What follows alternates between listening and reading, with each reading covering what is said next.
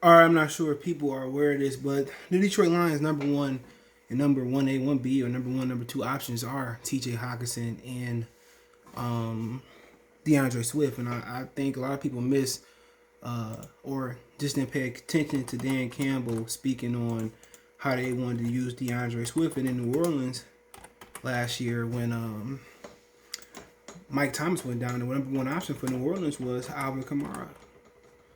A lot of people was happy that a lot of people was happy that that Michael Thomas didn't have a great year. He said because he was trying they say he was crying and complaining about being a top receiver when he was to the 99 rated. They was mad. I don't understand.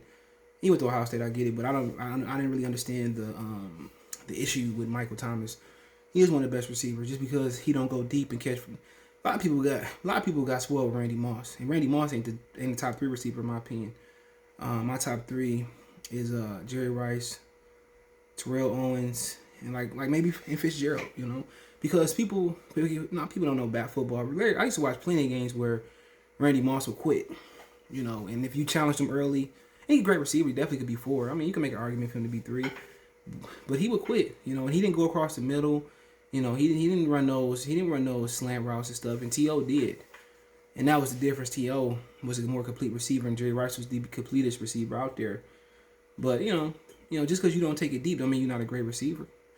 You remember, Drew Brees can get the ball out there like that. So, really they used him like a tight end. And now, if Jameis want to job somebody with a strong arm who can get the ball out there, I think Michael Thomas is going, if he's healthy, he's going to see a lot of more deep ball targets. I mean, somebody that big should have a lot more, at least 20 yards, touchdowns from the, at least 20 yards or, 50-yard touchdown to the end zone. But Drew Brees just can get the ball out there like he used to. But, people forget this article. Dan Campbell clearly wants Lions to turn DeAndre Swift into Alvin Kamara.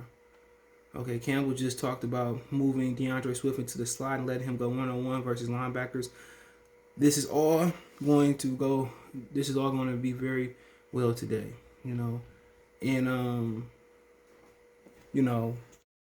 and I think that's what that's a conventional thought. This is why they didn't go out there and draft a receiver high. This is why they drafted a lot of possession receivers or a lot of they got a combination. Tyrell Williams can go deep or underneath. Brett Perriman can take it to the house. We seen Cephas get a big touchdown in Chicago last year, but I think they said according to player profile, Swift had just three snaps into the slot last season. And I think, for Amir Abdullah, that's a way they missed the boat. With Java Best, they missed the boat like that. They had Kerryon Johnson, they missed the boat where we're really throwing to them in the intermediate short area. And ultimately, teams that can't run the ball, they turn the short passing game. Brady and Breeze did it for years. They turned the short passing game into they turned it into, to the running game. And the Lions just really, didn't really commit to getting the ball out to the guys at the backfield. They had a number of running backs that could have ran the Texas route and those routes out the backfield, like somewhat like Kamara. And really, DeAndre Swift, and Hockenson is going to be your number 1-2 receiver, 1A, 1B receiver.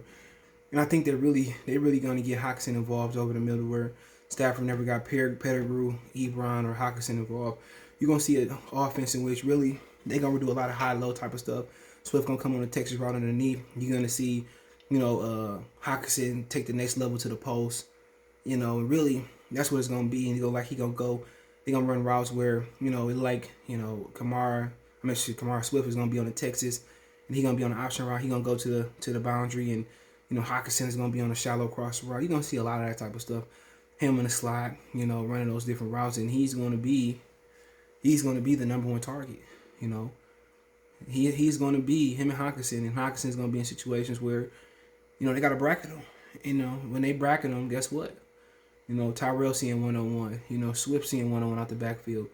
Brett Perriman, get to stretch the field. So, really, I see what they're going to do. There's really no complaint about receivers because Swift and Hockenson should have the most catches this year, maybe even the most targets.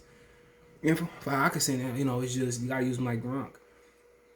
The one thing about him, they didn't use him like he needed to be used, He need to be one of those ends, those digs, and those option routes, And if him and Swift can command a double team, it's gonna open it up for the whole offense. And to be honest, we ain't really never seen Jared Goff consistently throw to the tight end when he has thrown to Higsby or Everett. He had a lot of success. Go look at this game log when those guys have good games. So really, it's gonna be about Hockenson, working inside the hashes and outside. Because you can run Swift inside the hashes. You know what I'm saying? And Hockenson can do both. You can do Swift outside the hashes. Hockenson go in. I see what they're gonna do. You're gonna have a lot of option routes, a lot of Texas routes. Coming out the backfield. You're gonna have a lot of routes coming out the backfield. And with Hockenson, I think you're gonna have the post, the drag, the crossing shallow and deep. You're gonna have him running on. The big route he's gonna run is that corner route to the boundary. The corner route is gonna be the big route for him. Corner, post, outs, ends. Like Gronkowski used to run. You get Hockenson going 1-on-1 to the corner. Who going 1-on-1 with Hockenson? Nobody.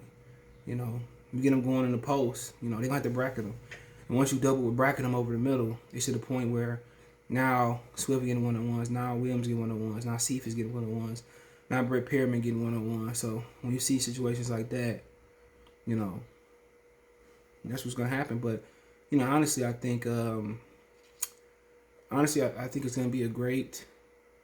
I think it's gonna be a great combination, and I think it's gonna allow Williams and Brett Perriman and Cephas and Saint Amon Brown, whatever his name is, to really run feet. I see what they're gonna do: run the ball, short passing game. They're gonna let Perriman and Williams stretch the field, and they're gonna let Cephas, work underneath, and I see where they're going with this. I see exactly where they're going with this, and like they said, by comparison, Kamara had 35 snaps in the slot, 5th among running back. So, I see it, bro. I see it, bro. I see what they're gonna do. There's gonna be a lot of underneath stuff, and you might even see situations where Swift running the wheel out the backfield. You know what I'm saying? You're gonna see a lot of them do stuff together. It's hard to double a running back coming out the backfield too. In the Super Bowl, the Patriots, I think it was the first Super Bowl when they played the Rams. What they did was they chipped. They chipped. They ain't chipped. They just, when Marshall Faulk was coming out the backfield, they hit him. They knocked him. They rerouted him, and that was their big game plan. And that's how they gonna have to approach Swift. But if they would have put Marshall Faulk in the slot more, put him in motion, that would have solved that. Put him in motion where they can't really, hit him out the backfield. That was the adjustment that Mike Martin and the Rams should have made. And they should have put him in motion and motion him to the slide, motion him back in the backfield, let him get ahead of steam. And they didn't make that adjustment, but the Patriots did make that adjustment, and that was the end. But hey, let me know what you guys think about the video. Don't forget me on Facebook, Instagram, Twitter. You can reach out if you have a business question, car response, or video request. All my social media links description. Faster reach me to Twitter, then Facebook, then Instagram. All my links description. Facebook link there as well too. Want to make a financial donation? Cash App CJ Good 313. That's in the description. PayPal link there as well too. That's what the donation should be. Let me know in the comment section. Peace. All right, all my Detroit Piston fans and all my Detroit fans, all my Motor City Sports Talk fans, make sure you guys go check out Piston Mike. We got him over 100 followers. So make sure you check him out. Everything Pistons, man. He gonna hold it down and do his thing just strictly on the Pistons thing. I got the Lions and Pistons, but man, we always trying to help people get their channel up. Let's get them to 200 next, 300 next, 400 next, 500 next, and let's get them all the way to a rack so you can start making that bag. Appreciate you guys. Make sure you go over to Piston Mike as you see it on the screen. Let's get them to 200, then 300, then 400, then 500, and the whole shebang. Peace.